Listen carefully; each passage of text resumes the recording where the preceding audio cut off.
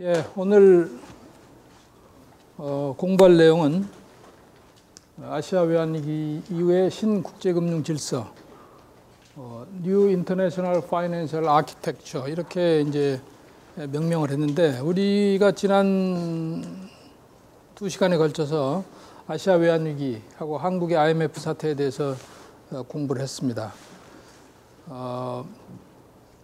97년 7월에 촉발된 아시아 외환위기와 한국의 연말 그 IMF 사태는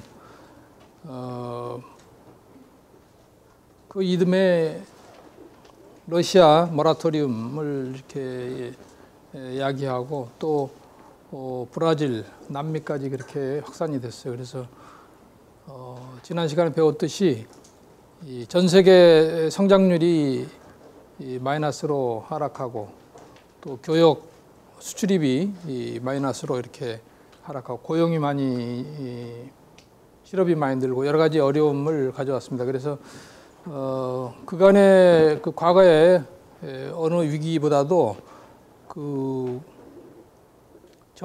전이 범위가 넓고 또 그 충격이 상당히 범세계적이었다. 그래서 G7을 비롯해가지고 이렇게 금융위기가 반복되는 데 대해서 국제금융 체제에 무슨 문제가 있는 거 아니냐. 그래서 국제금융 체제에 대해서 전반적으로 한번 검토하고 논의하는 이제 그런 계기를 만들었습니다.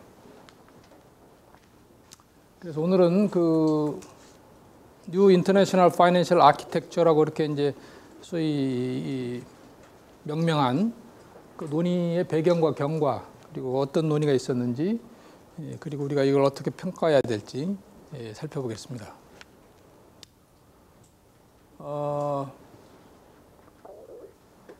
아시아 외환위기가 나고 나서 금융위기를 어떻게 하면 미리서 예방하고, 또 금융위기가 발생했을 때 소위 컨테이전 이펙트를 최소화하면서 이걸 해결할 수 있느냐, 이런 거에 대해서 이제 반성하고 공부하는 이제 그런 세션을 갖게 되는데, 그게 바로 New International Financial Architecture 이렇게 얘기합니다.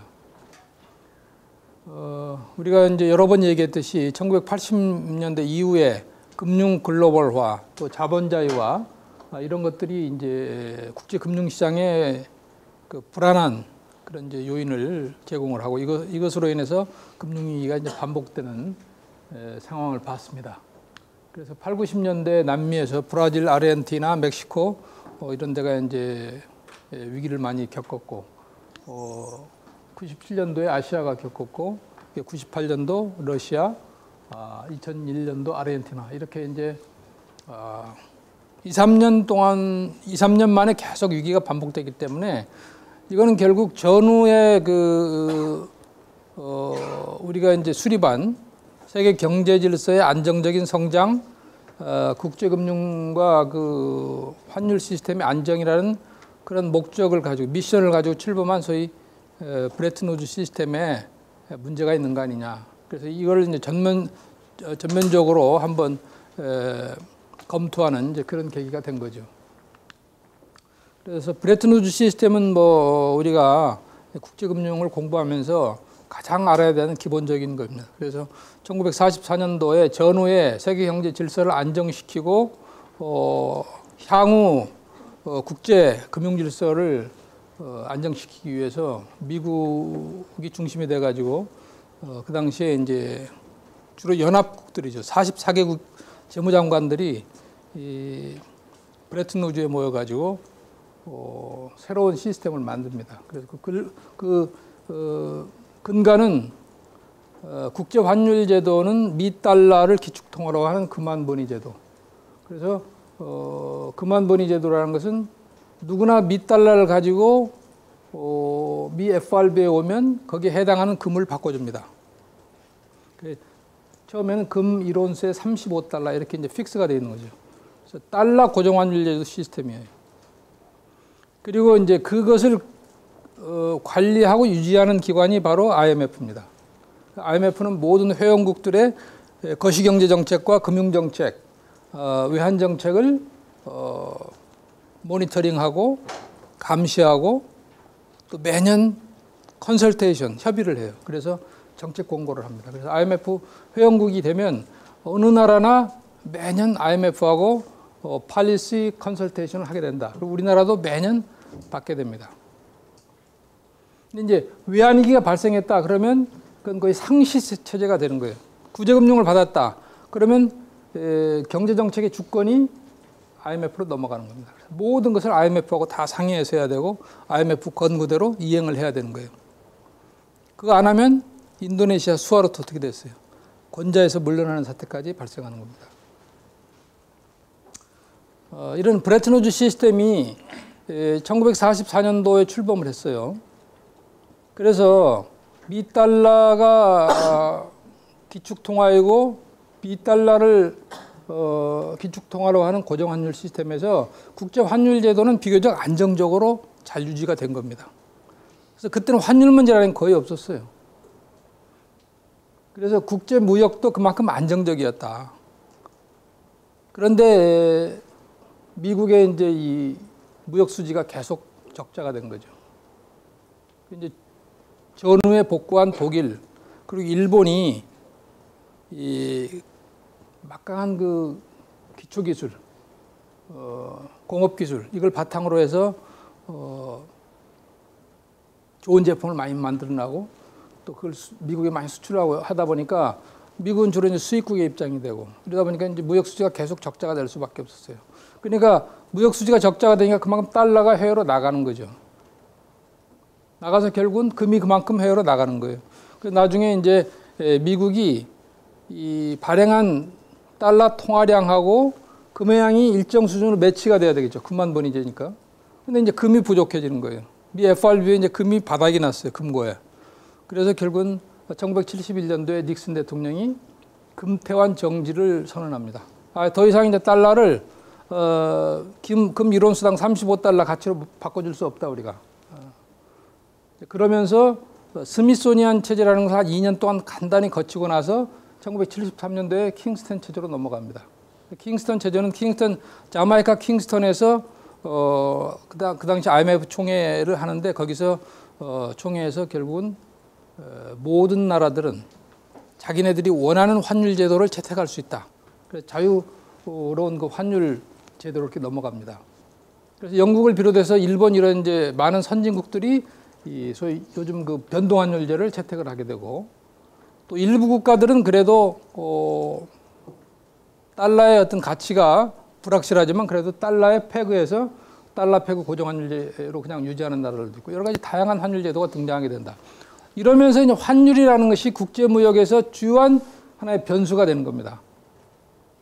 그래서 환율만 잘 조정을 하면 제품의 어떤 기술력이나 품질이 떨어져도 수출을 많이 할 수 있게 되는 거예요. 그래서 누구나 수출을 많이 하려면 환율을 높게 저평가 상태에서 유지하려고 하겠죠. 그러다 보니까 이제 국제금융시장의 자금의 흐름이 왜곡되기 시작하는 거예요.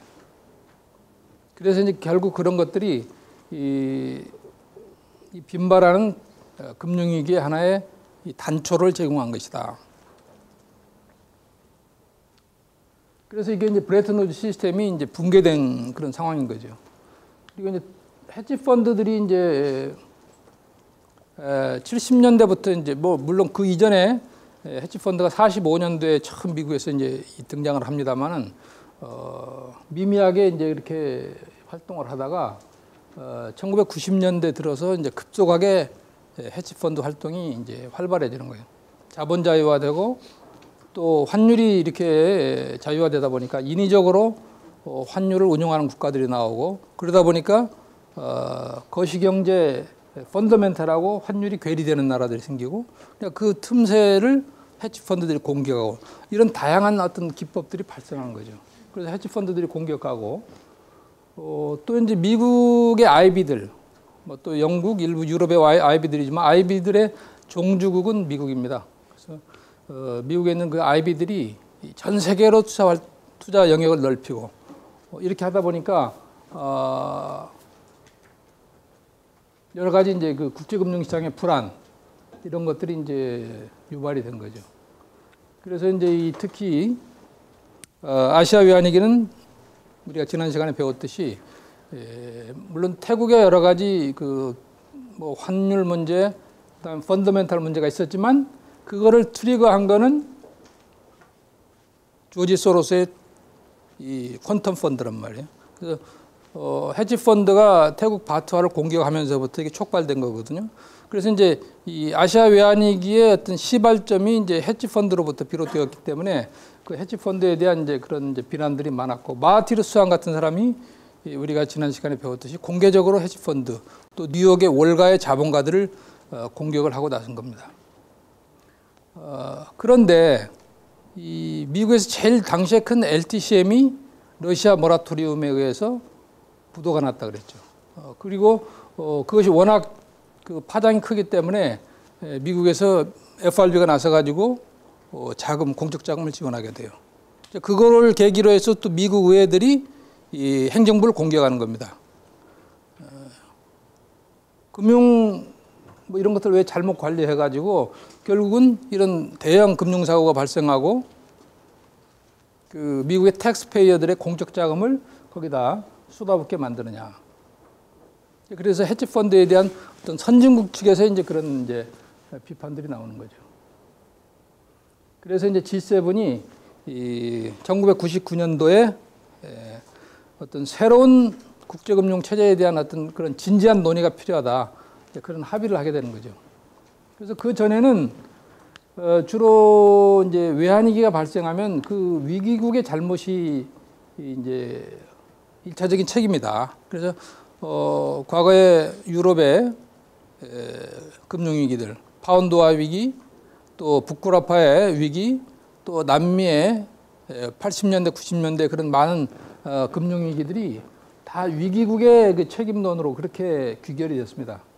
대개 이런 나라들이 그 외환시장에 과도하게 개입해서 환율을 왜곡시키고 또 국제수지가 적자인데도 불구하고 외채를 많이 도입하고 그것도 단기 외채 같은 걸 많이 도입하고 또 남미 브라질이나 아르헨티나 같은 경우에는 이제 대표적으로 외화가 부족하게 된 게 이 외환 컨트롤이 상당히 약한 나라들이었어요. 그리고 정부의 부패가 심한 나라들이에요. 그러니까 돈 있는 사람들이 이 자국 통화를 가지고 있으면 계속 평가절하가 되는 거예요. 근데 달러로 바꿔가지고 해외로 도피하는 겁니다. 미국으로 갔다 예금하고 스위스로 갔다 예금하고 이런 상황이 이제 계속 벌어진 거죠. 그래서 돈을 가진 사람들이 돈을 다 달러로 바꿔서 빼나가니까 자연히 이 달러가 부족할 수밖에 없는 거죠. 그래서 해외로 자본 도피하는 거. 그리고 특히 이제 아시아 같은 경우에는 뭐 경제를 아주 잘하는 줄 알았더니 나중에 보니까 뭐 여러 가지 통계라든지 이런 것들이 왜곡된 것들이 많고 투명하지 않고 이렇게 해서 선진 자본들이 이제 많이 투자를 했는데 나중에 보니까 그게 아니더라.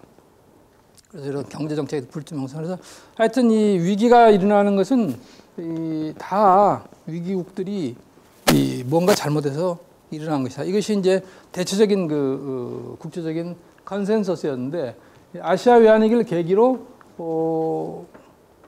선진국도 책임이 많다.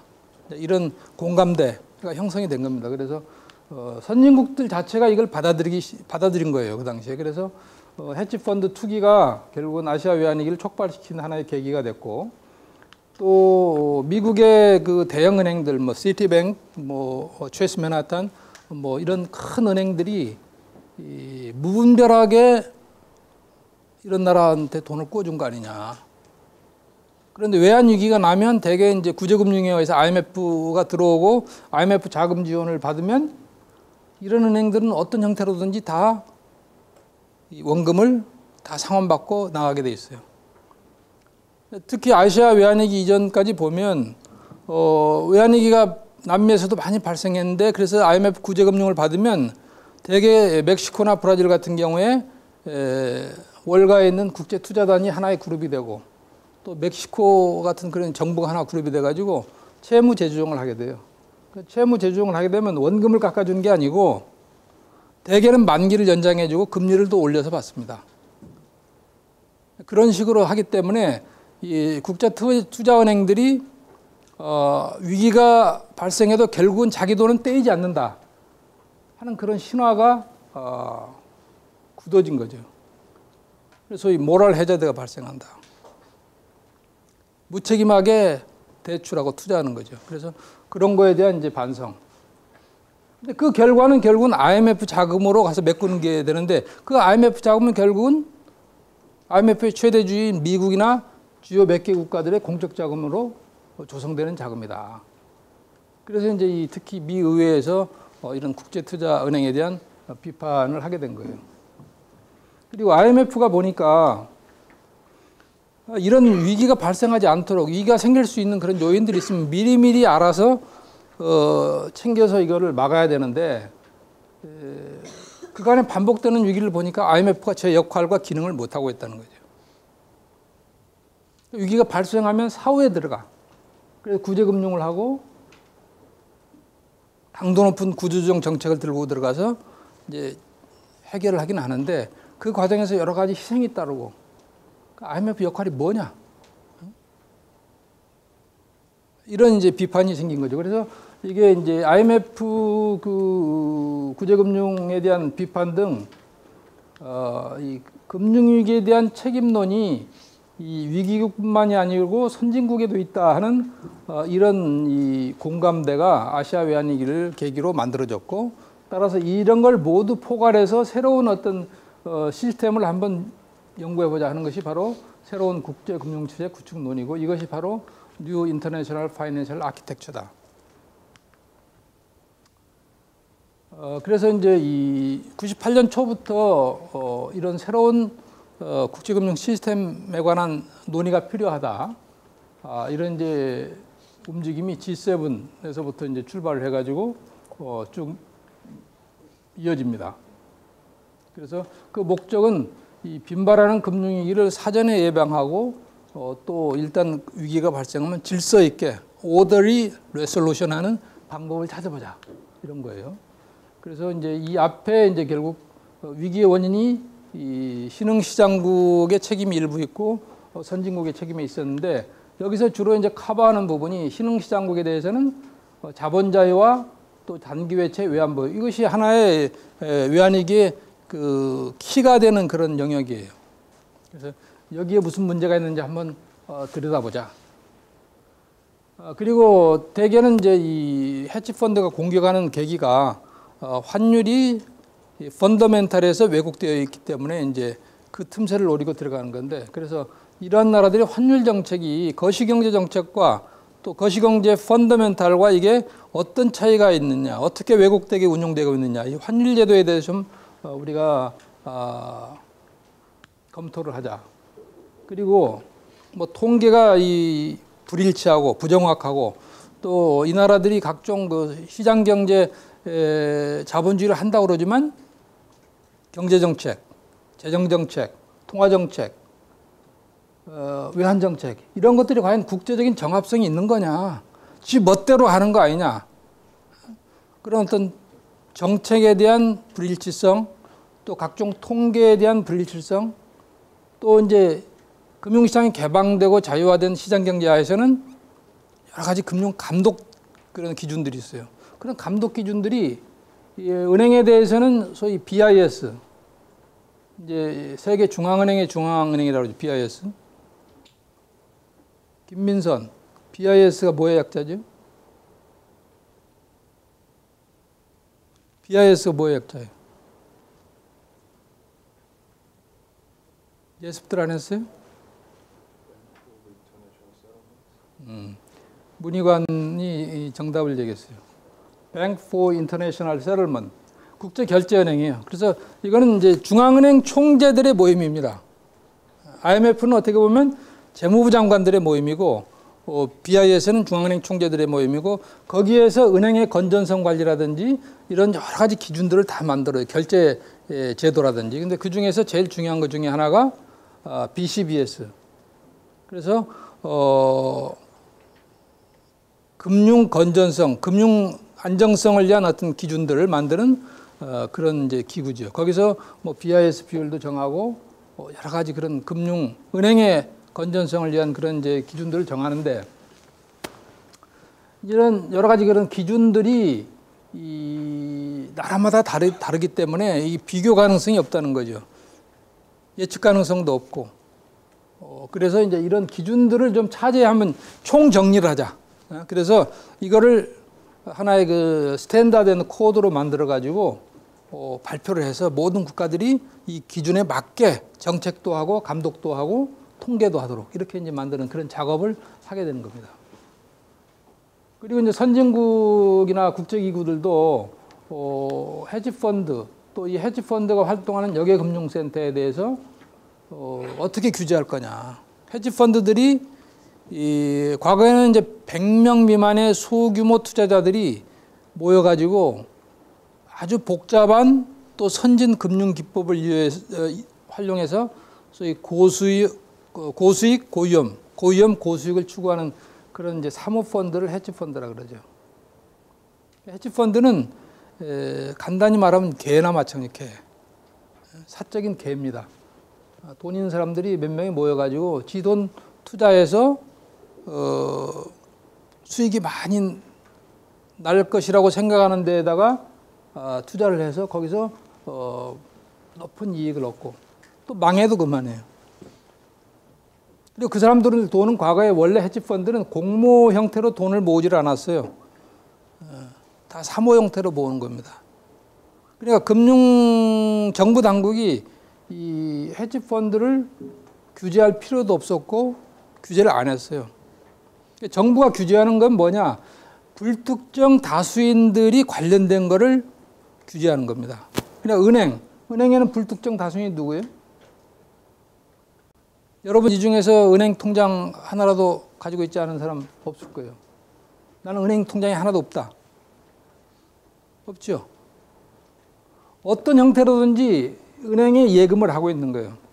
뭐 정기예금을 하든 보통예금을 하든 뭐 MMF를 하든 이렇게 이 불특정 다수의 많은 사람들이 은행에 예금을 하고 있고 그 예금은 잘 관리돼야 되겠죠. 만약 멋대로 은행 경영진들이 관리하다가 만약에 그게 부실이 되면 그걸 누가 책임질 거예요. 그래서 정부가 은행을 가장 높은 스탠더드를 가지고 규제를 하는 겁니다. 그리고 뭐 보험사도 마찬가지고 하여튼 그런 제도권의 금융회사들은 불특정 다수의 재산을 어떤 형태로든지 받아서 관리하고 있기 때문에 여러 가지 기준을 주어가지고 심하게 그 위험이 있는 그런 걸 못하게 만드는 겁니다. 그리고 만약에 은행이 부도가 났다. 그러면 이제 예금보장제도라는 것이 뒤에 받치고 있어요. 그래서 우리나라 같은 경우에 5천만 원까지는 정부가 물어주는 겁니다. 그러니까 그 대신에 강하게 규제를 하는 거예요. 근데 이런 헤지펀드들은 뭐 한 100여 명이 모여가지고 지 돈 가지고 뭐 하는데 정부가 거기까지 행정력을 낭비할 필요가 없다. 그거 안 해도 할 일이 많은데 뭐 사적인 개 모임 하는 데까지 정부가 기준을 만들어서 제시하고 그걸 관리하고 할 필요가 없다 이런 얘기죠. 그래서 놔뒀어요. 근데 이제 나중에 헤지펀드가 점점 커진 거죠. 레버리지도 많이 일으키게 되고. 그러다 보니까 이렇게 이제 큰 금융시장에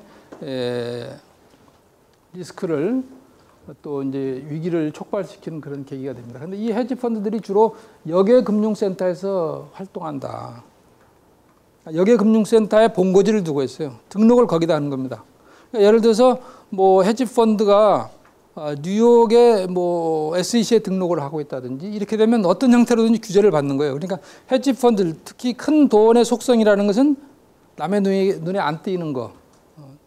남의 눈에 뜨이면 어떤 형태로든지 불이익을 받을 수 있기 때문에 돈의 속성이 그런 거예요. 어두운 데로 들어가는 겁니다. 그래서 역외금융센터라는 거는 뭐 케이만 아일랜드라든지 뭐 룩셈부르크 이런데 그냥 거기다가 법인 등록이 아주 쉬워요.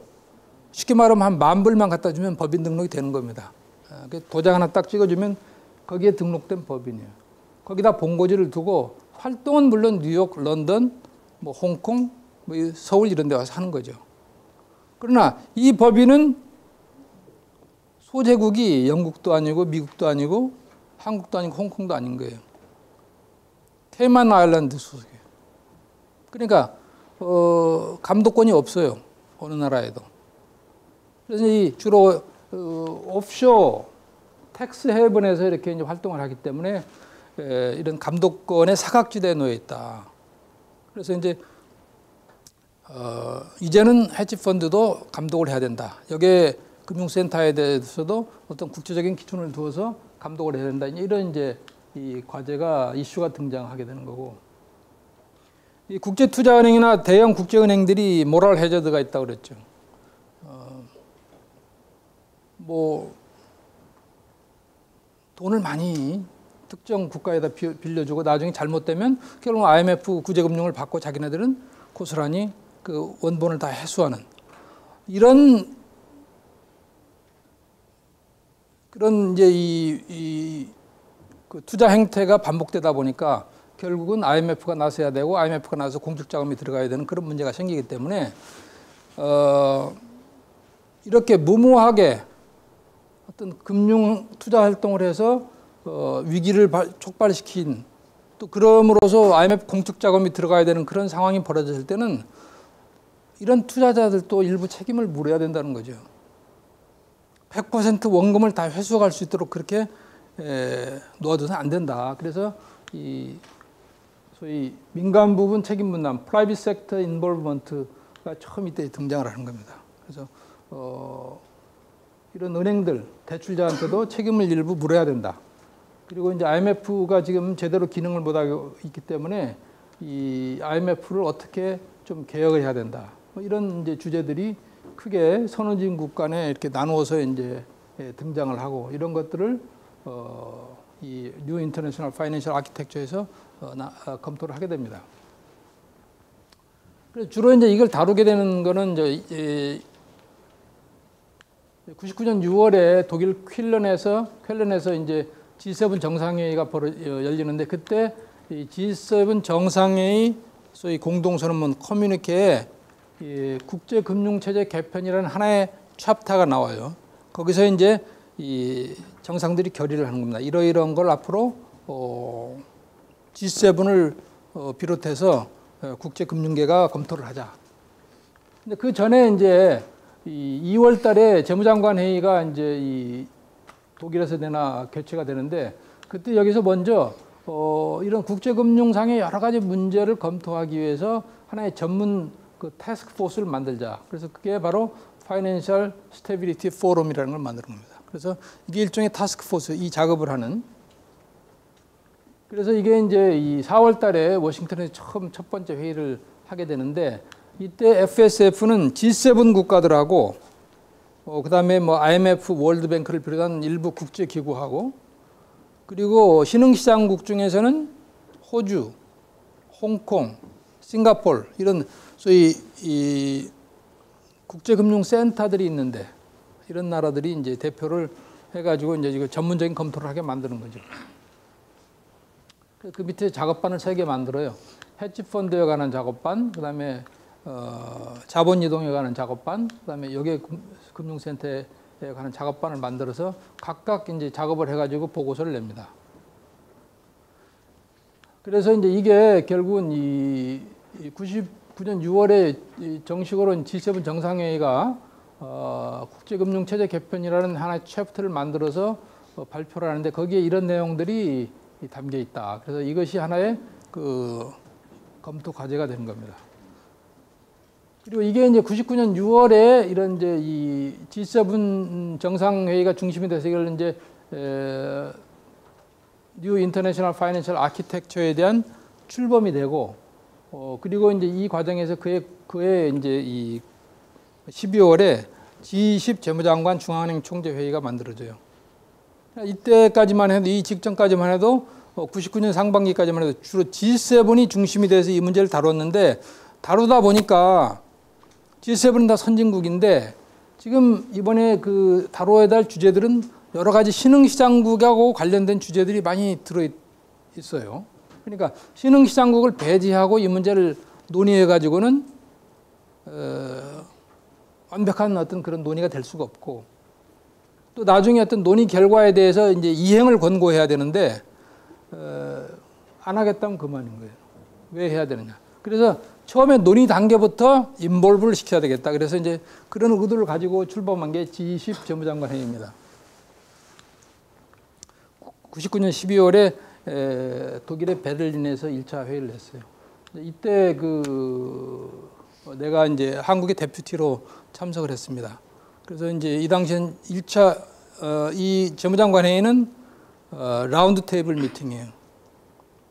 그래서 뭐 많은 사람이 들어가 회의하는 게 아니고 장관, 재무부 장관, 그다음에 한국은행 총재 우리나라로 말하면 그리고 원 데퓨티가 뒤에 들어가는 3명, 한 국가에 3명이 들어가요. 기본적으로는 20개 국가니까 60명이 한 방에 들어가서 회의를 하는 거예요.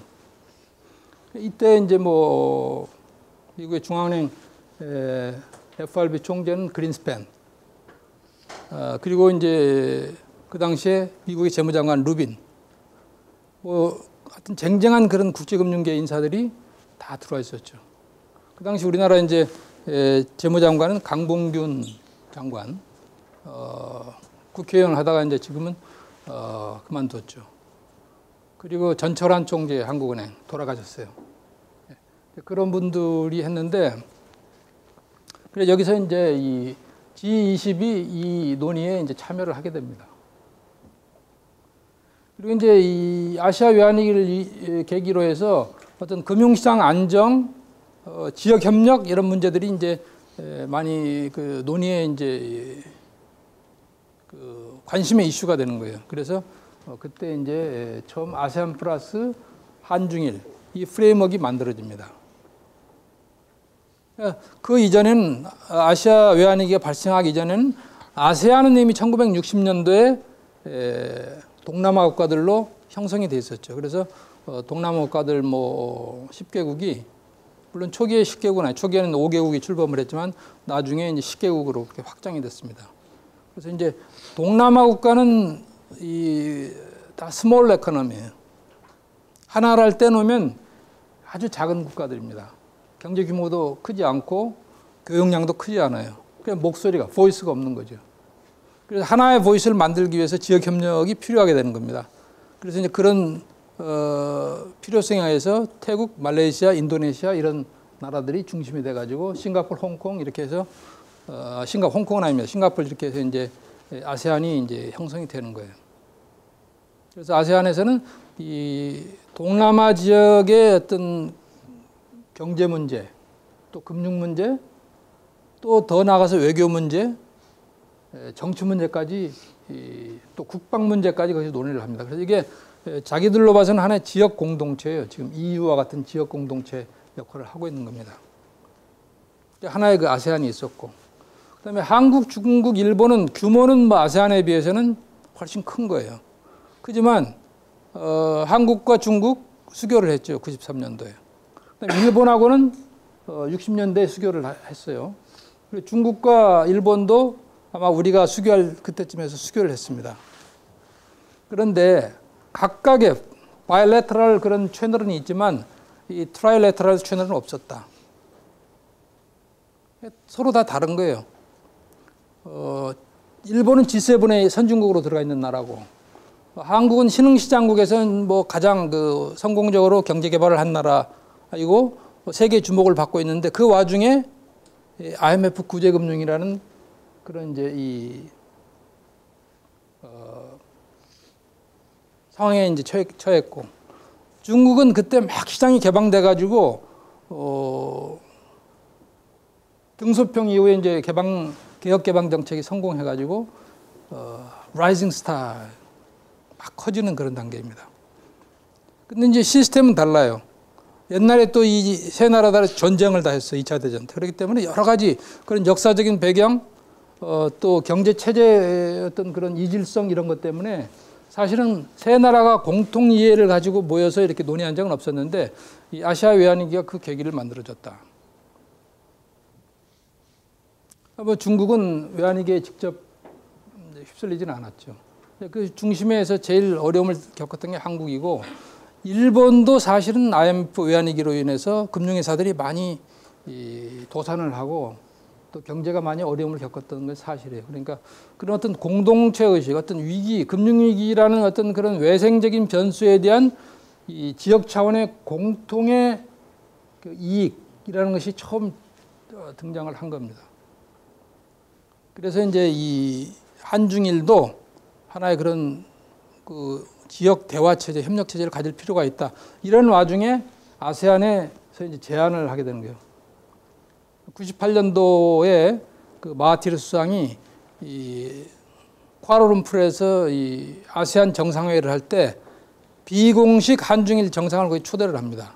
그래서 그 당시 그런 공감대가 어느 정도 형성되고 있었기 때문에 그 3개국의 대통령이 다 거기 참석을 하고 그것이 바로 계기가 돼서 그 다음부터 이제 이 아세안 플러스 한중일, 아세안 플러스 3 그 메커니즘 프레임워크가 만들어지고 이게 정례회의가 되는 거예요. 그래서 1차적으로 정상회의가 먼저 출범을 했고 그 정상회의에서 실질적으로 이제 이 문제, 금융 문제, 지역 경제 문제를 다루기 위해서는 결국 재무장관들의 어떤 그런 모임이 있어야 된다. 그래서 재무장관 중앙은행 총재 회의를 가동시키기로 거기서 합의하고 그다음에 99년도 5월에 마닐라에서 이제 ADB 총회할 때 거기서 아세안 플러스 한중일 재무장관 회의가 1차 회의가 개최가 됩니다. 그래서 역시 그때 제가 그 데퓨티로서 이제 이 모임의 창설에 이제 참여를 했습니다. 그리고 이제 여기에서 이제 이 아세안 플러스 3라는 프레임워크가 만들어지고 나서 그럼 여기서 지역 어떤 이런 공동의 협력, 특히 금융위기가 발생해가지고 엄청난 어려움을 이 지역이 겪었는데 이 금융위기의 재발을 방지하고 금융위기가 발생했을 때 바로 IMF로 달려가지 말고 이 지역 내에서 서로 어떻게 공조체제를 갖출 수 있는 방법이 없느냐. 그래서 이제 생각한 게 바로 아세안 플러스 한중일 간의 중앙은행들이 나름대로 이 외환보유고를 가지고 있는데 이 위기 시에 외환보유고를 서로 빌려주는 이제 그런 협정을 맺게 됩니다.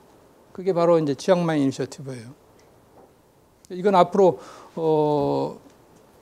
맨 마지막 가기 동북아 지역 협력에서 좀 더 자세히 얘기를 하겠지만 2000년 5월에 이 치앙마이 이니셔티브가 출범하기 직전에 99년 5월에 아세안 플러스 한중일 재무장관 중앙은행 총재회의가 필리핀 마닐라에서 처음 출범했다 그랬죠. 그때 제가 이제 데퓨티였어요. 그래서 보니까 아세안은 이미 수십 년 동안 자기네들이 대화 체제를 운영하고 있는 거예요. 그러니까 서로 다 퍼스트 네임 베이스로 부르는 거예요, 그게. 그러니까 뭐 거의 동료 수준인 거예요. 눈빛만 봐도 다 아는 겁니다. 근데 우리는 처음 나갔어요, 한중일은. 그러니까 우선 잘 몰라요. 그리고 셋이 한꺼번에 모여본 적이 없어. 그래서 이제 제가 생각한 게 아세안들은 항상 하나의 입장을 이렇게 조율해가지고 나오는데 한중일도 입장을 조율해서 대응할 필요가 있다 이런 생각을 하게 된 겁니다. 그래서 이제 99년 그 5월에 이제 총회를 하고 그때쯤 이제 그 일본하고 중국에 제안을 했어요. 한중일 국장회의를 만들어서 우리가 아세안 플러스 3 프레임워크 속에서 한중일의 입장을 조율할 필요가 있다. 그래가지고 결국 기본적으로 일본도 동의를 하고 또 그걸 중국 측에 이제 설득을 해서 같이 회의를 하자. 그래서 1차 회의를 99년도 8월에 제주에서 처음 그 킥오프 미팅을 하게 됩니다. 거기에서 이제 하는데 그때만 해도 이게 우리가 IMF 구제금융을 받고 있었고 일본은 어떻게 보면 G7의 주요한 멤버이기 때문에 또 구제금융을 주고 감독하는 그런 입장이 있는 거예요. 근데 그러니까 거기서는 어떻게 보면 이제 이 IMF와 미국의 입장에 서 있는 거고 한국은 이제 이 구제금융을 받은 아세안의 입장에 아시아 지역의 입장에 서 있는 거고 또 중국은 좀 그 중간적인 입장이지만 미국에 대해서는 상당히 불쾌한 그런 이제 감정을 가지고 있는 그런 상황이었기 때문에 이제 여기서 뭔가 이제 국장회의를 만들어 가지고 뭐 지역 협력을 한다 그러면 아마 그 당시 상황으로 봐서는 바로 미국이나 IMF가 반대 성명을 할 가능성이 많아요. 그리고 그걸 이제 지금 일본의 중앙은행 총재인 구로다가 그 당시에 이제 그 일본 재무부의 국제국장으로서 내 카운터파트였는데 처음 내가 상의했을 때 이 1차적인 반응이 그거예요. 우리는 좋은데 이게 국제사회가 어떻게 볼지 모르겠다. 한중일이 이렇게 만난다는 데 대해서. 그래서 이제 그러면 이게 그 정부 당국자 간의 공식 모임으로 하지 말고 이게 이 아카데미아의 모임으로 하자. 그래서 3국의 재무부하고 관련된 연구 싱크탱크가 있는데 그 싱크탱크들이 이 제주에 와서 이 아시아 외환위기와 이 국제 환율 제도에 대한 세미나를 하고 그 자리에 이 우리 세 사람이 초청받아서 기조연설을 하는 것으로 하자. 그렇게 출범을 했어요. 그래서 이제 그 세미나는 세미나대로 가고 우리는 이제 그 정부 당국자들은 따로 모여서 회의를 하게 된 거죠. 그래서 그 1차 회의가 됐고 2차 회의가 이제 일본의 백부에서 있었는데 그게 2000년 2월입니다. 2000년 2월에 있었는데 거기서 이제 어차피 이 국장회의의 이제 출범은 제가 이니셔티브를 했기 때문에 뭔가의 가시적인 성과가 있어야 되는 거예요. 모임 조직이라는 무슨 성과가 있어야지 그냥 조직만 만들어 가지고 이게 그 영속성이 있을 수가 없는 겁니다. 그래서 생각을 하다가 이게 그러면 가시적인 것이 이게 서로 중앙은행들끼리 위기 시에 이 자금을 빌려주는 그런 프레임워크를 하나 만드는 게 어떠냐. 그래서 백부 2차 국장회의에서 제안을 했고 이것을 일본과 중국이 다 억셉트를 해가지고 바로 아세안에 제안을 했어요. 3월경에. 그래서 아세안도 원칙적으로 동의를 해가지고 2000년 5월에 태국의 치앙마이에서 이제 아세안 플러스 한중일 그 재무장관 회의가 ADB 총회 백투백으로 열립니다, 항상. 근데 거기서 ADB 총회 다 끝나고 그날 밤에 그 당시에 태국의 탈인 재무장관이 이 아세안 플러스 한중일 그 수석 대표들, 재무장관들을 만찬에 초대했어요. 야외로 좀 멀리 나와 자기 그 친구가 하는 그런 이제 그 야외 큰 그 식당으로 이제 모여가지고 거기서 그간에 물론 실무적인 협의들은 다 했죠. 뭐 텀스 오브 레퍼런스가 다 만들어졌고 거기서 최종 승인을 받고 그 다음 날 클로징 그 회의 클로징 할 때 기자회견에서 이제 그걸 발표를 하고 그래서 이게 이제 소위 오늘날의 치앙마이 이니셔티브가 출범을 하게 됩니다. 그래서 이 명칭은 탈인 장관이 지었어요, 그 당시에. 그러면 마지막에 이걸 하는데 이 명칭을 뭐라고 하느냐 했더니 이 탈인 장관이 자기 고향이 치앙마이예요. 그래서 치앙마이에다가 그 ADB 총회를 유치를 한 거고 그래서 이 치앙마이에서 시작되었으니까 치앙마이 이니셔티브 하자 이렇게 명칭이 정해진 겁니다. 그래서 이제 크게는 뭐 한 6, 7가지 이런 이제 그 과제들을 가지고 논의가 시작되는 거죠. 그래서 각 논의별로 이걸 전담한 기관들이 다 정해집니다. 헤지펀드라든지 이런 거는 FSF 작업반이 만들었고 이것도 FS 작업반. 뭐 그리고 이 자본자 이것도 FS 작업반이 하는데 이제 그 외에 환율제도 이런 것들은 뭐 G7이라든지 IMF 또 G20 여기서 논의를 하게 되고 여러 가지 이렇게 이제 작업에 대한 역할 분담이 이루어져서 이제 동시다발적으로 논의가 진행이 됩니다. 그리고 이제 이게 아까 얘기한 소위 그 12개 핵심 기준인데 스탠다드 앤 코드인데 이게 사실은 매우 중요한 거예요. 왜냐하면 우리가 이 자본주의 시장 경제를 한다고 그러면서도 소위 G7들이 가지고 있는 어떤 스탠다드가 있어요. 제도, 정책, 그다음에 각종 통계 공시 이런 이제 이 스탠다드가 있는데 그 스탠다드를 정확히 따라가지 못하는 거죠. 따라가는 신용만 하고 있는 거예요. 그런 데서 이제 정책의 불확실성이나 이런 것들이 많이 발생하는 겁니다. 그래서 이게 소위 금융 감독이나 이런 거 정책하고 관련된 주요 기관들을 다 참여시킵니다. 그래서 이 거시경제 정책, 매크로 에코노믹 팔리시하고 그 통계 자료의 투명성 관계에서는 IMF가 세계 기준을 만드는 거죠. 그래서 통화금융 정책에 관한 베스트 프랙티스가 뭐냐, 그리고 재정 투명성에 관한 우수 사례, 그리고 통계 기준, 각종 거시경제, 재정, 뭐 금융 이런 통계들은 어떤 기준으로 이렇게 일치시킬 거냐. 이게 이제 IMF의 소위 스페셜 데이터 디세미네이션 스탠다드, 특별 공표 기준이라는 게 있고, 제너럴 데이터 디세미네이션 스탠다드라는 게 있습니다. 일반 공표 기준.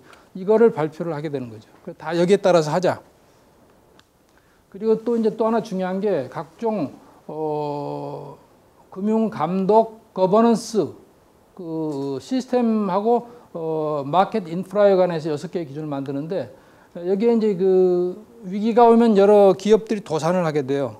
또 구조조정을 하게 됩니다. 이럴 때 국제적인 기준을 가질 필요가 있다. 그래서 효과적인 도산 및 채권자 권리 시스템에 관한 원칙. 이건 월드뱅크가 중심이 돼서 만들고 세계적으로 이렇게 적용할 수 있는 소위 모델 뱅크럽시 액트, 모델 뱅크럽시 로에 관해서 유엔 상거래위원회가 만들고, 그다음에 코퍼레이트 거버넌스에 관해서는 OECD, 그다음 국제 회계 기준에 대해서는 국제 회계 기준 위원회, 회계 감사 기준에 대해서는 국제 회계사 연맹, 그다음에 이제 이 페이먼트 앤 세틀먼트 시스템에 관해서는 BIS의 지급결제도 위원회. 그리고 이때 이 논의 과정에 그 9.11 사태가 발생했어요. 뉴욕에서. 그래서 이제 그거와 관련돼서 이제 자금 세탁 문제, 이 자금 세탁 방지하고 테러 자금 조달 방지, 이것이 이제 G20의 논의 주제로 미국이 주장에 의해서 들어옵니다. 그래서 이거에 대한 이제 이 기준, 그리고 이제 이 주로 Financial Supervision, Regulation하고 관련된 세 개의 기준. 이거는 이제 소위 은행 감독을 위한 핵심 원칙, Core Principle for Banking Supervision. 이거는 BIS에 있는 바젤 커미티. 바젤 커미티가 BCBS입니다. Bank Committee for Banking Supervision. 그 BCBS예요. 그래서 여기에서 모든 은행 감독에 관한 기준이 다 나옵니다. 그리고 이 BIS에 가입한 모든 나라의 국가들은 이걸 다 지켜야 되는 거예요. 그다음에 이제 증권 규제 감독에 대해서는 국제 증권 감독자 협회인 IOSCO, 그다음에 보험 감독 원칙에 대해서는 국제 보험 감독자 협회 IAIS에서 이렇게 만들어 가지고 이런 하나의 국제적인 스탠다드 코드가 편람으로 나오게 됩니다. 그래서 이제 이것만 보면 이게 국제 인터내셔널 스탠다드다 아니다 다 알게 되어 있는 거예요. 상당히 중요한 작업을 하게 된 겁니다. 그래서 이제 우리가 이걸 이제 조금 이슈별로 살펴보면 우리 헤지 펀드에 대해서는 사실 이제 별도로 더 자세하게 한 강의를 하게 됩니다. 헤지 펀드하고 장외 파생 상품 그리고 그림자 금융에 관해서 이번 학기 중에 할 거예요. 그다음에 환율 제도도 이게 내용이 워낙 많기 때문에 방대하기 때문에 이것도 한 강의를 하게 됩니다. 그리고 자본자유와 대채무 외환보유 관리 이것도 대단히 내용이 많기 때문에 또 별도의 한 강의를 하게 되고 그리고 민간 부분 책임 분담은 사실은 시간이 없어서 못해요. 그리고 IMF 등 국제기구 개편도 처음에는 상당히 의욕적으로 뭐 이렇게 IMF를 개편해서 새로운 기구를 만들고 이런 논의가 있었는데 결국은 미국의 반대로 이거 못합니다, 별로. 그래서 실질적으로 큰 진전이 없어요. 그래서 이것도 강의를 못합니다. 그리고 이제 국제기준과 개발 이행도 이건 상당히 테크니컬하고 실무적인 것들이기 때문에 여러분들이 나중에 은행에 들어가서 이게 BCBS의 은행 감독 기준이 어떻게 되어 있느냐 보고 싶으면 그 사이트에 들어가서 보면 됩니다. 그리고 G20 그 사이트에 들어가면 이런 내용들이 다 들어있어요. 그냥 그런 것들을 여러분들이 찾아서 공부하면 됩니다. 그래서 이번 시간에는 이걸 주제별로 아주 개괄적인 것만 공부를 하도록 그렇게 하겠습니다. 뭐 헤지 펀드가 47년도에 처음 미국에서 출범했다고 그러지만 초기에는 사실은 헤지펀드 규모도 몰랐고 누가 헤지펀드를 하는지도 몰랐어요. 금융위기 때마다 이 사람들이 등장하기 때문에 그때마다 약간 이렇게 이제 그 세간의 주목을 받다가 다시 또 사라지고 근데 이게 엄청난 수익을 올리는 그런 기관인 건 틀림이 없어요.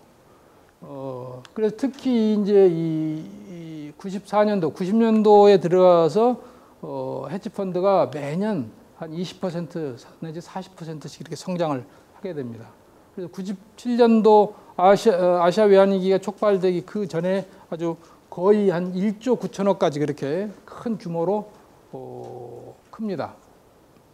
근데 99년도에는 다시 이제 뭐 LTCM도 망하고 이렇게 가지고 5천억 달러로 많이 줄어드는데 그래서 헤지 펀드가 위기의 원인이라는 그런 공감대가 형성이 되고 특히 미 의회가 나서서 이제 주장을 하고 거기에 따라 G7도 헤지 펀드를 규제해야 된다 이런 이제 공감대가 형성돼서 주로 헤지 펀드를 어떻게 그 정보를 공개하고 헤지 펀드 활동의 투명성을 강화할 거냐 그리고 이제 이 헤지 펀드와 관련해서 옵쇼어 센터, 역외 금융센터를 어떻게 규제할 거냐 이런 논의들이 이루어지는데 개독은 이 헤지 펀드에 대해서 뭐 강력히 규제해야 된다. 뭐 헤지 펀드가 이제 더 이상 어떤 사모 펀드로서 방관할 그런 수준이 아니다. 그래서 제도권 금융회사와 같이 그렇게 강하게 직접 규제를 해야 된다는 것이 특히 말레이시아의 마하티르 수상이 이제 그 앞장서고 대부분의 신흥시장국들이 그걸 지지하는 입장이었죠. 한국도 사실은 뭐 이 헤지 펀드에 대해서는 좀 규제가 필요하다는 그런 입장을 가지고 있었지만 당시 한국은 IMF 자금을 받는 입장으로서 이런데 큰 목소리를 내기가 좀 쉽지 않은 그런 위치에 있었고 선진국들이 초기에는 상당히 직접 규제에 동의를 했지만 시간이 지나면서 역시 이 선진국들 입장이 많이 완화돼 가지고 간접 규제 쪽으로 그렇게 결론이 났습니다.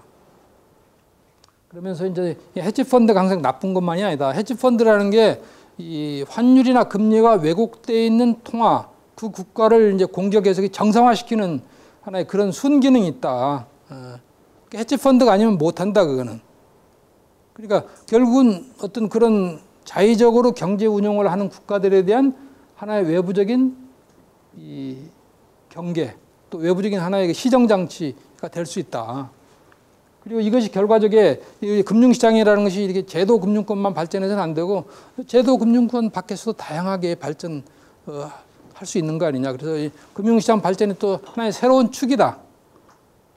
뭐 이런 이제 주장들을 해서 직접 규제에 대해서 이제 반대하는 그런 논거로 삼은 겁니다. 그래서 직접 규제라는 것은 결국은 헤지펀드도 뭐 제도권 금융회사 같이 이 처음 설립할 때 정부에 등록하고 인가를 받는 또는 허가를 받는 그런 제도를 도입해야 된다.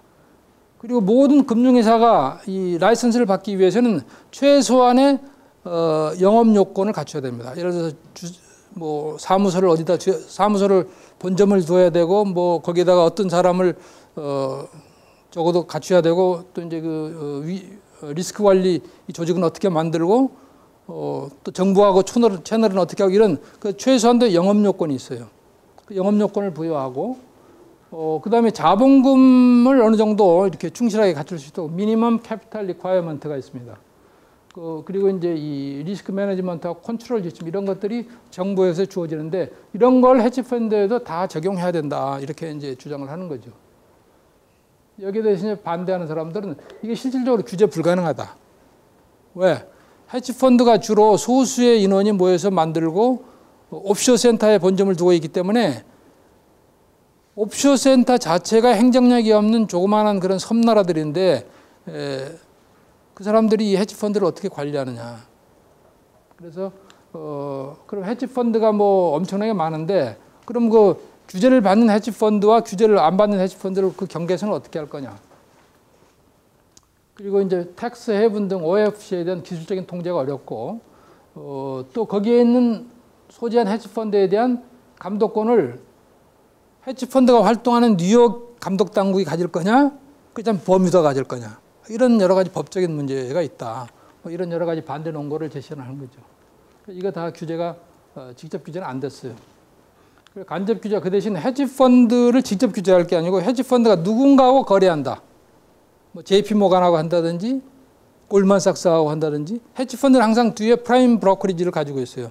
자기네들은 최소의 인력을 가지고 움직이기 때문에 자기네들은 투자 결정이나 이런 것들만 하지 뒤에 그 후선 작업은 다 프라임 브로커리지한테 위임해서 하는 겁니다. 그 은행이 다 해주는 거예요. 그런 거는. 또 은행이 그 과정에서 돈도 빌려주고 뭐 이렇게 하는 겁니다. 그래서 은행 그 헤지펀드와 거래하는 은행 등을 통해서 규제를 하자. 근데 헤지펀드하고 거래하는 은행에 대해서는 예를 들어서 JP 모간에 대해서는 헤지펀드하고의 거래 부분에 대해서는 그 리스크 가중치를 높인다든지 또 헤지펀드하고 거래할 때는 이러이러한 어떤 특정한 위험에 대해서 페이 어텐션을 하라든지 뭐 이런 여러 가지 더 강한 그 레귤레이션을 적용한다는 거죠. 그리고 감독 기관도 헤지펀드하고 전혀 거래 관계가 없는 은행보다는 헤지펀드하고 거래 관계가 있는 은행은 더 세밀히 들여다본다는 거죠. 그렇게 해서 간접적으로 규제하는 방식으로 이렇게 대강 합의가 되었습니다. 이 헤지펀드 공격 사례는 뭐 여러분들이 한번 읽어보세요. 그 안에 구도로 여러 번 얘기를 했기 때문에 여러분들이 한번 이 슬라이드를 보면 알 거예요. 이게 이제 홍콩을 공격했을 때인데 좀 더 자세한 사례들. 이것도 지난 시간에 대강 구두로 여러분들한테 설명을 해준 내용이니까 한번 자세히 살펴보세요. 그리고 이제 이 홍콩 공격 사례에 대해서 뭐 당시 홍콩이 직접 이렇게 외환보유고를 풀어서 헤지펀드를 대응하는 것은 홍콩 그 정부 당국의 시장 개입이기 때문에 이건 자유시장 경제 원칙을 홍콩 당국이 위배한 거다 이렇게 이제 비판하는 그런 이제 월가의 목소리들이 있었고, 그러나 어떤 형태든지 이 헤지펀드의 공격에 굴복하지 않고 자기네 통화 시스템을 지켜낸 게 그거는 잘한 거죠. 예. 그래서 이건 상당히 우리가 이제 성공 사례로 그렇게 적어도 우리 입장에서는 그렇게 보고 싶은 겁니다. 그 전에 이제 이 영국의 마르크화를 영국의 파운드화를 공격했던 사례가 있습니다. 사실 이 사례를 통해서 처음 헤지펀드가 우리가 이 대중들의 시선과 관심 속으로 나온 거예요. 이 중심에 조지 소로스가 있습니다. 그래서 그 전까지는 사실 뭐 이렇게 헤지펀드들의 투자 행태에 대해서 별 관심도 없었고 잘 몰랐었는데, 이때 이제 결국은 그 파운드 공격에 의해서 영국이 ERM을 탈퇴하고 파운드를 대폭 평가절하하고 IMF 구제금융을 받고 이런 사태가 벌어지면서 깜짝 놀란 거예요. 야, 이 헤지펀드라는 게 대단한 거구나. 거기서 헤지펀드가 사실 돈을 많이 벌었어요. 그리고 이제 이 헤지펀드 사례는 아니지만 베어링 그룹의 이제 싱가포르에 나와 있던 딜러, 채권 딜러 닉 리슨이라는 사람이 이 배팅을 해가지고 이게 베어링이 1달러에 네덜란드 ING 은행에 넘어간, 베어링이 당시 이게 아마 역사가 한 200년 된 역사를 가진 은행인데, 이 파생 상품의 위험을 이제 대표적으로 보여주는 거죠. 이 파생 상품을 이렇게 레버리지를 많이 가지고 가고 이제 그 리스크를 많이 쌓았는데 이게 내부 컨트롤이 안 됐던 거예요. 닉 리슨이라는 친구가 오퍼레이션도 자기가 하고 영업 결과 보고서도 지가 만들고 또 그 내부 컨트롤이 제대로 안 돼 있었고, 그러니까 고베 지진 이후에 이제 미국 국제 선물에 투자했다 그게 계속 하종가를 치니까 계속 더블로 들어간 겁니다.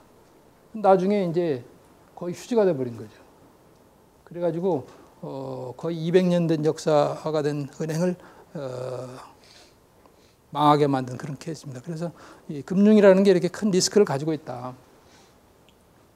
그리고 LTCM 사태 여러분들한테 아마 설명을 했을 거예요. 아마 강의 자료에도 자세하게 나옵니다. 그러니까 한번 여러분들이 공부를 하면 돼요. 국제환율제도도 이게 참 답이 없어요. 제일 사실 좋은 거는 우리가 브레튼 우즈 초기에 그 고정환율제도, $1를 기축통화로 한 소위 근본인제도 또는 금환본인제도, 이게 뭐 환율에 대해서 걱정할 필요가 없는 거예요. 다 거기에 폐거돼가지고 고정환율로 돼 있기 때문에 기업도 사실은 거기에 따라서 이렇게 경제 활동을 하면 되고 개인들도 마찬가지인데, 이게 이제 이 소위 미국이 더 이상 금환본인제를 유지할 수 없다는 것은 이 국제 환율 제도에 있어서 갓파더가 사라진 겁니다. 그러니까 이제 각자 알아서 하는 이런 이제 변동환율제, 뭐 고정환율제 이런 것들이 이제 등장을 하고, 거기에 따라서 환율 왜곡도 많이 생기고 뭐 이렇게 해서 이제 또 환율이 왜곡되다 보니까 국제수지 흑자가 이제 적자가 많이 나는데도 그걸 제대로 가격 기능에 의해서 조정을 못하고, 또 흑자가 나도 마찬가지고, 그런 이제 틈새를 헤지펀드들이 공격하고, 또 우리 적자가 많이 나면서도 결국 이제 자본자유화된 상황에서 국제 자본 유동이 원활하니까 그것을 메꾸고, 대외 채무가 늘어나고 단기 채무가 늘어나고, 이게 전부 맞물려 있는 거예요. 그래서 이제 이 멕시코 사태, 또 이제 아시아 외환위기 뭐 이런 것들이 이제 발생해서 이제 환율 제도에 대해 좀 들여다볼 필요가 있다 하는 그런 분위기가 많이 이제 제고가 됐고, 또 하나 99년 1월에 이제 유로화가 당시에 성공적으로 출범을 했습니다. 그래서 이때 리저널 FX 레짐에 관한 국제적인 관심이 또 많이 올라갔어요. 그래서 이 환율 제도라는 거에 대해서 좀 많이 생각하고 논의할 수 있는 그런 장이 열린 겁니다. 그래서 이제 이 환율 제도는 사실은 지금 현재로서는 뚜렷한 국제적인 컨센서스가 없어요. 컨센서스 빌딩을 할 수가 없는 그런 상황이에요. 그렇기 때문에 논의는 무성했지만 결국 큰 이 결론은 내지 못했다. 그래서 2000년 4월에 IMF가 이제 결국은 모든 사람들한테 만족시키는 그런 답을 내는 거예요. 모든 가맹국 또는 상황에 적합한 소위 싱글 FX 레짐은 존재하지 않는다. 그래서 각국이 어떤 거시경제 정책을 하든 그걸 존중할 수밖에 없고 또 IMF 프로그램을 통해서 그 정책이 적절한지 아닌지 이런 것을 모니터링하고 판단하고 또 정책 공고를 하고 이제 그렇게 할 수밖에 없다는 것이고 G20 재무장관회의가 이제 2000년 7월에 캐나다 몬트리올에 있었는데 여기도 이제 내가 그 대표로 참여를 했습니다. 그래서 여기서 선진국과 이제 개도국 간에 소위 투 코너 솔루션이냐 그렇잖아 미들 그라운드 솔루션도 가능한 거냐 이런 이제 논쟁이 붙어요. 그래서 여기서도 투 코너 솔루션 나중에 배울 겁니다. 확실한 고정환율제냐 확실한 변동환율제냐 이 둘 중에 하나를 택하는 것이 이 불확실성을 없앤다는 것이 선진국의 주장이고 그러나 이제 이 미들 그라운드 솔루션은 그거는 뭐 외환시장이 발달되어 있는 그런 기축통화국이나 그런 나라는 가능하지만 이 개도국은 그게 불가능하기 때문에 적정하게 필요할 때 정부가 개입할 수도 있다. 자본 자유화에 대해서도 이제 주로 80년대 미국을 중심으로 한 어떤 그 선진 자본 시장국들 이런 데가 이제 자본 자유에 대해서 상당히 옹호를 하죠. 특히 이제 신자유주의 체제하에서 선진국의 자본들이 개도국으로 많이 들어가기 위해서 자본 자유화를 상당히 서포트를 하고 또 권유를 하게 됩니다. 그래서 이제 이때 또 이제 대부분의 신흥시장국들은 선진 자본이 필요하기 때문에 그런 이제 선진 자본을 유치하기 위해서 자본 자유화, 시장 개방을 많이 하게 되고 이런 서로 양측의 수요와 필요성이 만나서 자본 자유화가 이제 많이 진전이 되는 거죠. 그런데 이 자본 자유화가 이렇게 많이 진전이 돼가지고 그러다 보니까 무분별하게 외채를 많이 들여오고 특히 단기 외채를 많이 들여와서 이제 외환위기가 발생했고 그것으로 인해서 세계 경제가 큰 어려움을 겪었기 때문에 이 자본 자유화가 항상 100% 선이 아니다. 이런 컨센서스가 또 이때 이루어집니다. 그래서 자본 자유화는 좋은 것이지만 그러나 이 자본 자유화도 소위 orderly and well sequenced manner로 해야 된다. 순차적이고 질서 있게 해야 된다. 그래서 이제 이 FSF의 자본 이동 작업반이 만들어져서 거기서 몇 가지 이 자본 이동에 관한 그런 지침들이 나옵니다. 그래서 어떻게 하면 바람직한 자본 자유화냐? 그리고 만약에 자본 통제가 필요할 때 그 자본 통제가 과연 효용성이 있는 것이냐? 그리고 자본 소위 외채 도입과 관련해서 그럼 리스크 매니지먼트를 어떻게 할 거냐? 이런 이제 기초적인 어떤 그런 원칙들이 여기서 이제 합의가 돼서 발표가 됩니다. 결국 문제는 이 자본 자유화도 한꺼번에 이렇게 하지 말고 여러 가지 리스크 매니지먼트 건전성 규제 방안을 갖춰 가지고 질서 있고 순차적으로 해야 된다. 단기 차입부터 먼저 할 게 아니고 외국인 직접 투자와 같은 그런 원리금 상환 부담이 없는 그런 자금부터 먼저 도입을 하고 그다음에 차관을 도입하되 그것도 장기 차관을 먼저 도입하고 그다음에 단기 차관은 제한적으로 해야 된다. 이런 이제 순차적인 오더리한 그런 이제 매너가 제시가 됩니다. 그리고 이제 자본 그 자유와 자본 이동에 따라서 국가가 어떤 종합적인 그 내셔널 발란스 시트를 관리를 해야 된다. 자기 것만 할 게 아니고 공공 부분, 또 은행, 또 비은행, 연기금 같은 이런 것까지 다 포함해서 국가가 이 부채 관리를 해야 된다. 근데 이 우리나라도 IMF 외환위기를 맞을 이때까지 이 국가 차원의 부채 관리가 없었어요. 그래서 우리가 200억 불의 단기외채 만기 연장을 할 때 누가 무슨 통화로 얼마만큼의 외채를 가지고 있는지 정확히 몰랐어요. 소위 debt 프로파일이 없었던 거죠. 그걸 만드는데 이 재경부에서 그 재경부 직원들 또 한국은행 직원들 또 연구소 중 한 50명이 한 달 동안 밤을 새워서 만든 거예요. 그래야 이걸 누가 대주고 그 사람이 얼마만큼의 어떤 형태의 한국에 대한 은행에 대한 대출을 가지고 있는지 파악이 돼야 그다음에 리스트럭처링을 할 거 아니에요. 그런 이제 이 과정에서 우리도 이제 그런 조직이나 이런 시스템이 많이 갖춰졌다.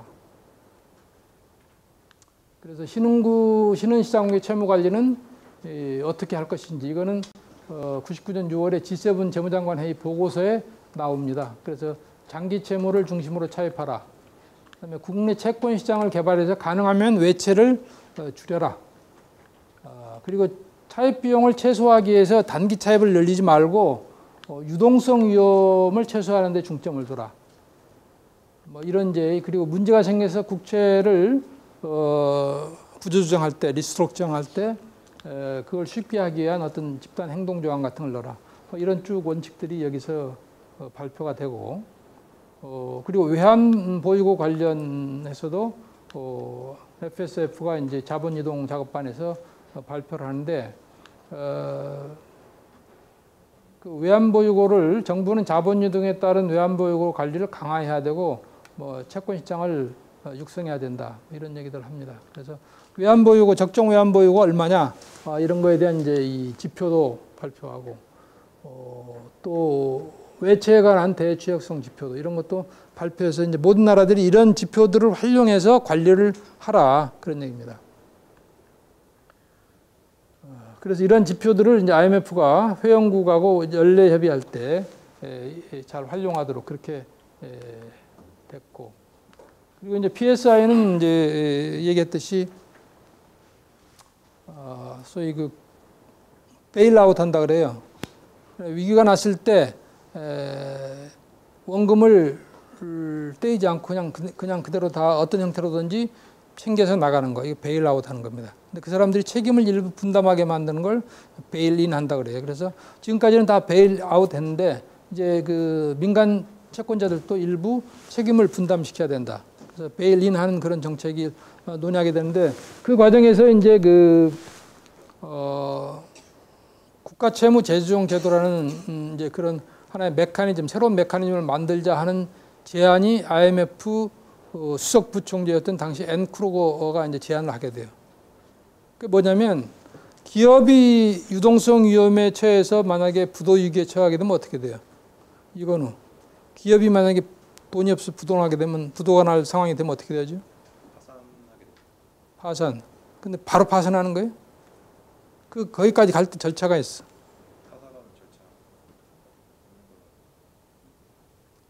먼저 이 돈이 기업이 없으면 그 돈을 빌려준 이제 채권단 은행이 이 1차적으로는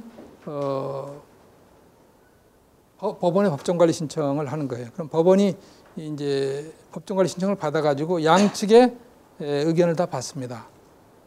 그래서 이제 기업으로 봐서는 자기네들이 어떠한 조건으로 이 채무를 재조정해주면 자기네들이 이 기업을 살려서 나중에 다 갚겠다 하는 그런 이제 이 계획을 제출하고 이제 금융회사로서는 자기네들이 양보해서 이렇게 해줄 수 있는 선이 어디까지고 그 이상은 못하겠다. 그런 이제 그 계획을 내면 그걸 법원이 판단해서 그러면 이것이 회생 가능한 기업이냐 회생 불가능한 기업이냐를 판단을 합니다. 그래서 회생 가능하다 이러이러한 조건으로 해서 회생 가능하다면 이제 채권자하고 협의를 붙여가지고 소위 채권을 재조정해 주는 거죠. 채무를 재조정해 주는 겁니다. 그래서 일부 탕감도 해주고 만기도 연장해주고 또 금리도 내려주고 그 대신 이제 여러 가지 또 구조조정을 요구하겠죠. 은행은 쓸데없는 인원을 잘라내고 또 뭐 이 수익성이 없는 공장은 팔고 뭐 이런 이제 구조조정 정책을 해가지고 맞으면 이게 회생 쪽으로 가는 거고 만약 그게 아니고 그게 불가능하다 그러면 파산 쪽으로 가는 겁니다. 그래서 이제 중간에 법정관리라는 하나의 그 법원의 판단을 이제 얻게 되는데 국가가 외환위기에 갔을 때 그 법원과 같은 역할을 해주는 기관이 필요한 거 아니냐. 지금까지는 그런 게 없어요. 그러니까 뭐 채권자 그룹이 예를 들어서 뭐 한국에 외환위기가 왔을 때 한국 정부가 우리가 이만큼의 빚이 있는데 이걸 좀 재조정해달라 해가지고 채권자 그룹에 제안을 하면 채권자들 중에서 이제 이 한국의 이 지분, 투자 지분, 여신 지분이 많은 그 거액 채권자들 중심으로 채권단 협의회라는 걸 만듭니다. 그리고 채권단 협의회하고 한국 정부하고 이제 협의를 하는 거예요. 그게 바로 우리가 했던 뉴욕 협상인데, 물론 거기에는 중간에 변호사들이 끼는 거죠. 그 변호사들이 이제 협의를 해가지고 그 협의가 되면 그러면 이제 뭐 예를 들어서 만기를 얼마큼 연장해주고 이자는 어떻게 하고 우리가 그렇게 해서 연장을 받았죠. 이자는 더 높게 해주고 대신 만기를 연장해가지고 그 단기 유동성 위기를 벗어났는데, 이 와중에서 이게 이제 잘 협의가 안 되면 시간이 막 가는 거예요. 가면 그 나라의 신용도 계속 떨어지고 돈은 더 계속 빠져나가고, 그러면 위기가 점점 이볼빙 되는 겁니다. 눈덩이처럼 점점 커지는 거예요. 그래서 그 사이에 다른 나라, 옆에 있는 나라로도 취약한 나라로 전이가 되고, 그래서 그런 상황을 막기 위해서 하나 어떤 나라가 그런 외채 위기에 처할 때 그런 기업의 이 소위 부실 기업 그 구조조정 시스템과 같은 그런 시스템을 만들자. 그거를 IMF 헌장에다가 만들자 하는 제안입니다. 그리고 그 중간에서 어떤 그런 중재 역할을 IMF가 나서서 하자. 상당히 일리가 있는 그런 제안이에요. 근데 그 뒤에는 뭐가 깔려 있느냐면 이제 채권자들 책임을 묻겠다 그런 얘기입니다. 그 뒤에는 만약에 그게 구조조정이 잘 안 되면 IMF가 중재를 해가지고 채권자들의 채무를 일부 탕감시킨다든지 해역하단다 그래요. 머리가 많이 길었는데 잘라내는 거예요. 말끔하게 만들어주는 겁니다. 그래서 처음에는 미국이 이걸 IMF가 들고 나왔고 그 뒤에 미국이 있었어요. 그 당시에 미국의 재무장관이 오닐 장관인데, 제가 그 당시에 이제 한국의 대표티로서 이 회의를 계속 참여를 했고, 우리로서는 이제 IMF 외환위기 12월 말에 은행의 단기 외채 200억 불을 만기 연장하는데 엄청난 어려움을 겪었어요. 그래서 이제 그런 어려움을 그 당시에 가장 가깝게 겪은 게 우리고, 그걸 대변할 수 있는 게 이 한국의 대표티였기 때문에 그런 경험도 발표하고 우리 보고서도 제시하고 그래서 이런 게 꼭 필요하다 이렇게 했는데, 시간이 가면서 이게 변질되기 시작한 거예요. 장관이 바뀌더라고. 오닐 장관이 바뀌었어요. 바뀌거나 조금 있었더니 월가에서 뭐 여러 가지 반대들을 하고 기술적인 문제를 들고 이래가지고 결국은 이게 무산이 됐어요. 그래서 2001년 11월에 이게 처음 논의가 시작해가지고 2002년 11월 약 1년 반 동안 뭐 회의도 많이 했고, 이게 이제 뭐 관련 당사자들 해서 월가의 대표들하고도 회의하고 뭐 많이 했어요. 근데 결국은 미국이 이제 입장을 바꾸면서 결국은 이게 제도화는 실패했습니다. 그래서 2003년 4월에 앤크로거 부총재도 떠나고 결국 IMF가 공식적으로 이 논의를 중단한다 이렇게 이제 했어요. 우리가 사실 이 초기부터 많이 참여를 하고 우리가 그 나름대로 기여를 했는데 이게 사실은 이제 제대로 도입이 안 됐고, 이게 안 된 상태에서 지금 이번 글로벌 금융위기 남유럽 사태가 벌어져가지고 우리가 이번에 그리스 채무를 조정하는데 엄청나게 시간이 걸고 오래 걸렸어요. 그래서 그 와중에 그리스 이 국채 위기가 포르투갈로 전이되고 그다음 스페인으로 전이되고 이태리까지 전이돼가지고 그래 큰 어려움을 겪는 겁니다. 그래서 아마 이 부분에 대해서 이제 이런 이 필요성과 또 이해 당사자인 어떤 국제 채권단 월가의 이해가 상당히 배치되기 때문에 사실은 이때 이게 제대로 말끔하게 하나의 시스템을 만들었더라면 이번 유럽 재정위기 때 적용을 할 수 있었을 텐데 뭐 이렇게 된 거에 대해서 개인적으로 상당히 아쉽게 생각을 하는 부분입니다. 그 대신에 이제 뭐 집단 행동 조항을 넣자고 이제 미국이 대안을 들고 나와요. 그래서 그 당시에 이제 존 테일러 미 재무 국제 담당 차관이 한국 특히 이제 그간에 그 SDRM 지지 입장이 있었기 때문에 한국을 설득하러 이제 서울까지 왔어요. 와가지고 나하고 만나가지고 결국 이제 내가 받아들이는데 이게 또 이제 우리 그 당시에 하나의 정책적으로는 미국의 또 미 재무상의 협조를 받아야 될 중요한 사안이 있었어요. 그게 뭐냐면 우리가 인터아메리칸 디벨롭먼트 뱅크 미주 개발은행에 가입을 해야 되는데 한 20년 동안 우리가 가입을 추진해 왔는데 계속 그 가입이 안 되는 거예요. 반대하고 아시아에서는 유일하게 일본만 가입이 돼 있어요. 그래서 이제 우리가 이제 IDB에 가입을 하는 것이 가입하면 전 세계 국제 개발은행에 다 가입을 하게 되는 겁니다. 그래서 이제 미국의 어떤 그런 이제 이 지원과 지지가 필요했기 때문에 뭐 그런 거 여러 가지 그런 이제 감안해 가지고 결국은 우리도 이 캑스라는 조항을 수용을 했어요. 그리고 이제 그 이후에 뭐 프랑스나 이런 데서 소위 당사자 행동규범 코드 오브 컨덕트를 만들어서 하자. 그래서 지금은 IIF 국제 금융위원회 국제금융협회에서 이 문제를 이제 이슈를 다루고 있습니다. 국제금융기구 개편, IMF 체제를 어떻게 효율적으로 실질적으로 운영할 수 있게 만드냐 하는 문제예요. 근데 IMF의 이제 이 최근의 문제는 세 가지 문제입니다. 하나는 IMF 자체 캐퍼시티 문제예요. IMF가 사전적으로 선제적으로 대응하지 못하고 항상 위기가 난 다음에 뒤에 가서 정리하는데 이 역할을 거기에만 이렇게 이제 하느냐. 그건 그만큼 IMF가 선제적으로 일 디텍트하고 그 해당국을 가서 정책적으로 바인딩할 수 있는 그런 역량이 없는 겁니다. IMF가 우리 아시아 외환위기가 발생해서 한국의 그 위기가 발등까지 떨어졌던 1999년 10월, 우리는 11월 말에 이제 IMF 갔는데 10월에 홍콩에서 IMF 총회를 했는데 거기서 한국은 아무 문제가 없다고 발표를 했어요. 외신들이 이제 가서 한국이 어떠냐고 물어보니까 물론 거기서 뭐 한국이 문제가 많다 이렇게 얘기는 못 하겠지만 그 정도로 위기가 진행되고 있는데 사실상 위기 사후수습 정도의 역할에 지금 머무르고 있다. 그래서 이제 당초에 그 설립 목적은 선제적으로 대응을 해서 위기가 발생하지 않도록 하는 것이 IMF의 미션이다. 이게 역량이 부족하다. 그리고 위기가 이제 점점 커져가지고 옛날 남미 위기 때만 해도 IMF 혼자 들어가서 해결했어요. 브라질 위기, 멕시코 위기, 아르헨티나 위기.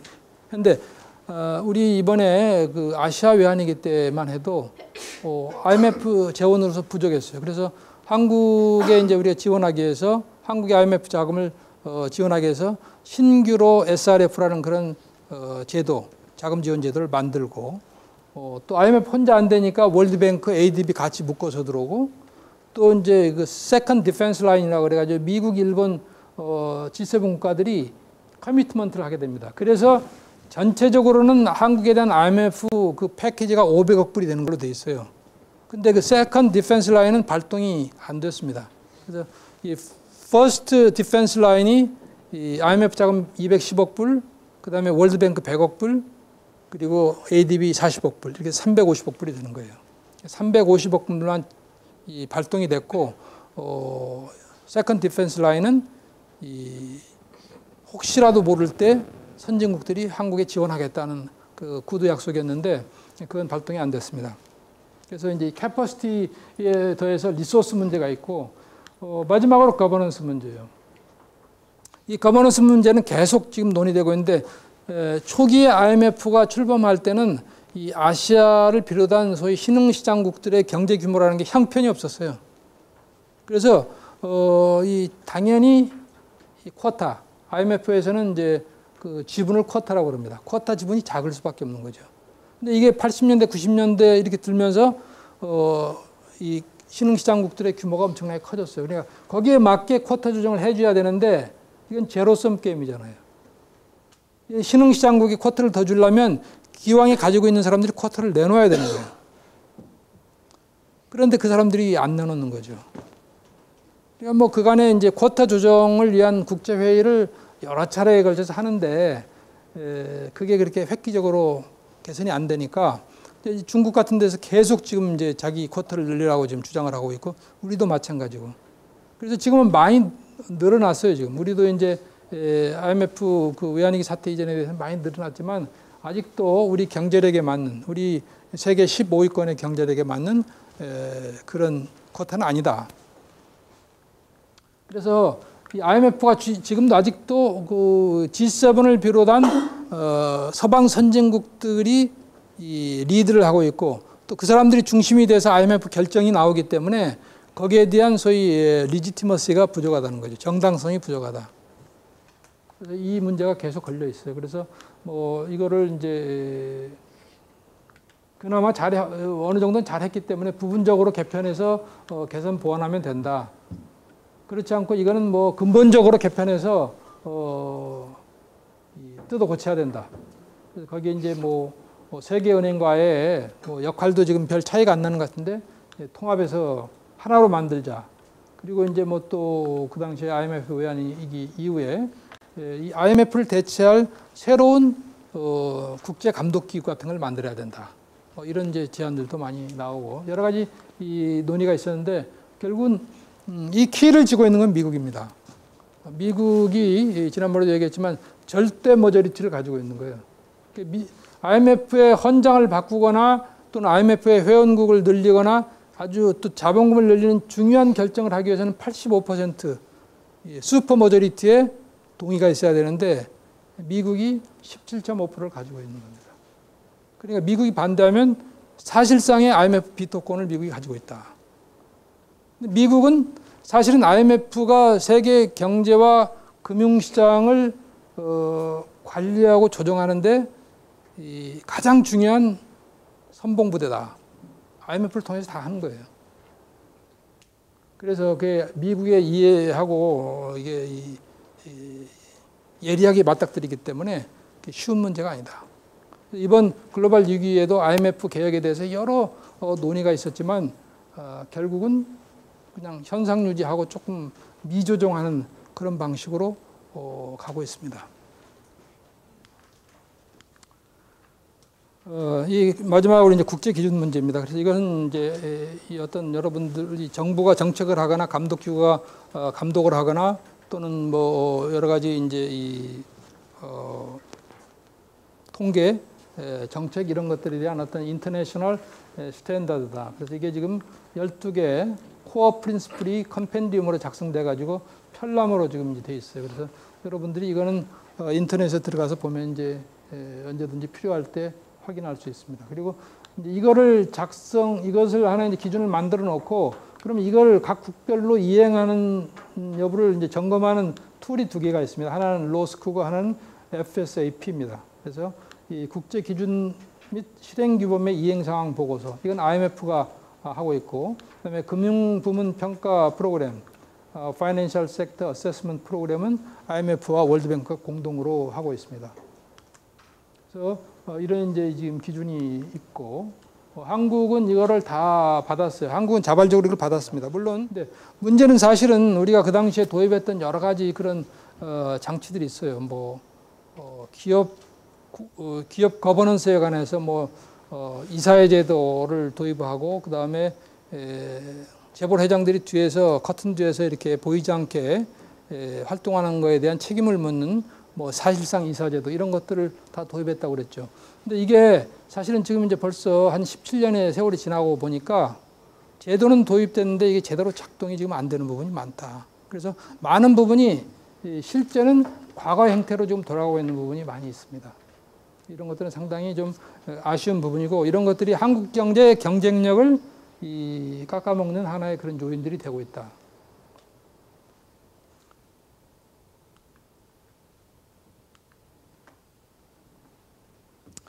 예, 이 평가는 우리 최혜진이 한번 읽어봐요.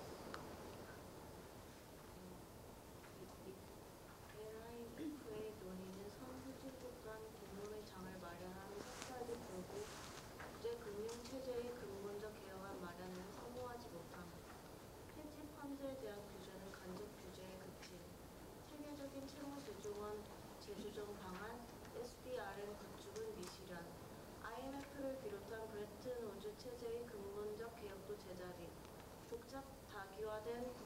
제도 개선의 실패, 글로벌 임밸런스에 대해서도 적절한 해법을 제시하지 못함, IMF, WB, 월뱅, 월드뱅크, ROSC, FSSA도 개도국만을 대상으로 시행, 아시아 위기 발생 10여 년 만에 2008년 선진국에서 대규모 글로벌 금융위기 발생, 결국 아시아 외환위기 이후 NIFA 논의는 절반의 성공에 불과. 예, 이게 오늘 강의 결론입니다. 따라서 이제 우리가 또 대형 위기를 맞게 된 거죠. 예, 오늘 강의는 여기까지 하겠습니다.